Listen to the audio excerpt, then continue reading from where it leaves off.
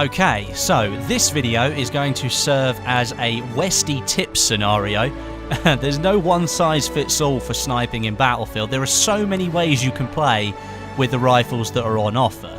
So I'm going to give you some of, well, information and tips that I use and find effective, but that doesn't necessarily mean they will work best for you and can even be negated by the platform that you play on.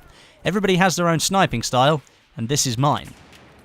First off, stick with one scope.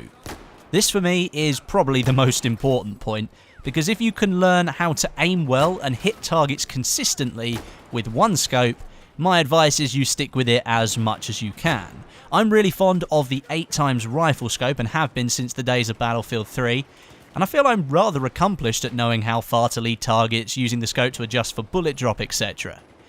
That's the reason I think it's most important to stick with one scope, is the moment you change, a lot of the muscle memory and experience that you've built up gets lost. You're using a different magnification, which means moving the mouse or analog stick less or more is going to move your aim differently than it would have with the scope that you're used to. That can put you at a big disadvantage. Stick with the one scope, and for most engagement ranges, I'd say like a 6 or 7 or maybe even the 8x scope will do you well, and practice with those. You'll likely be more effective as a player and in helping your team destroy the other team a little bit faster than if you kept switching scopes round after round. An extension of this is your mouse or analog sensitivity. This is something that you'll play around with more often as you become more competent, and you'll likely settle somewhere after a lot of trial and error. But once you're comfortable, don't go changing it. This is another important mechanic that can absolutely wreck your muscle memory when it's changed too much. Once in a while tweaking it is okay, but changing it regularly leaves your body no time to adjust properly. Learn how far to push and pull across the screen to keep the sights on target. And there's no sensitivity that's guaranteed to be better than another, and it all comes down to personal preference and practice.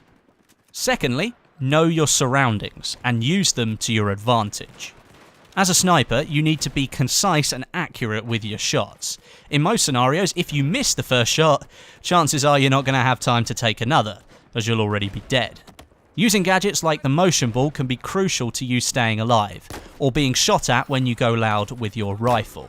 Chuck down a motion ball when you enter a building or running down an alleyway to spot up enemies around you on the minimap.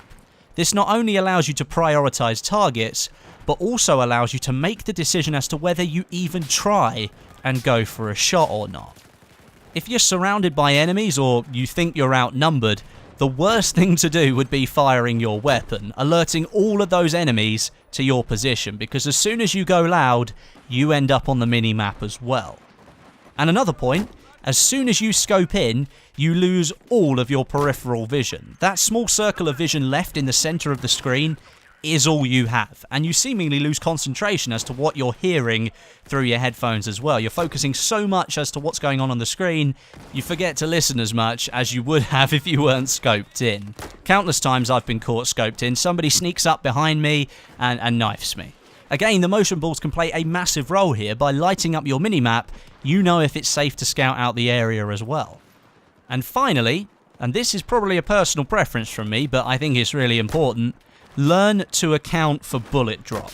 Now, some of you might simply answer this point by saying, use the zeroing function, and that's a totally viable solution and one that I think a lot of people will use and have good results with.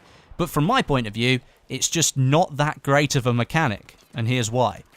Zeroing was added to Battlefield 4 as a way for players to not have to skillfully account for bullet drop, and give players a way to dodge a mechanic that made the sniper class difficult and rewarding.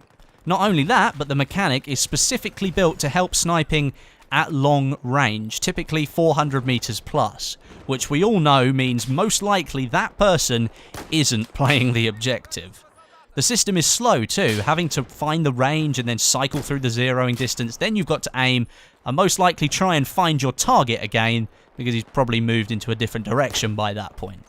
Accounting for bullet drop is something that removes the fiddly process of zeroing and leaves the work to be done by the player, and in my opinion, offers a much more satisfying experience when killing somebody. If you can learn to account for bullet drop when you're sniping, even at closer ranges like sort of between 100 and 200 meters, you could be taking out players a lot more effectively than if you had to take cover, find the zeroing function, find the range and change the zeroing and then kill somebody. You could be much more effective because you kill them almost instantaneously after seeing them. And if they're heading towards an objective, especially if that objective is in your hands, your team's hands, then you're playing the objective by killing that person. And there we have it, my top 3 tips for sniping in Battlefield. As I said, these aren't words to live and die by, and I'm sure there are plenty of people out there who will disagree with a couple of things that I've said, most notably the zeroing function. They are simply techniques that I found useful when I was learning to snipe. And you know what would be really interesting is to see what you think is a good tactic for when you're sniping, or a certain playstyle that works really well for you. So if you've got something different to say, or you just want to rant, then use the comments below and let me know what you think today. And just before I go today, I have a sponsored message from Opinion Outpost. In short, you give your thoughts and opinions on a wide range of topics and products, and in exchange they give you rewards like Amazon and iTunes vouchers. It's free to join, which is always nice, and it'll never cost you a penny.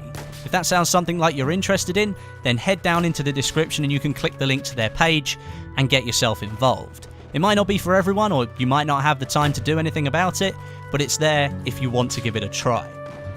Thanks very much for watching, I hope you enjoyed it. Let me know in the comments if you like this video. I can always do a series about sniping if you want to see that. It is one of my favourite playstyles in Battlefield. But until next time, my name is Westy, and I'll catch you guys in the next video.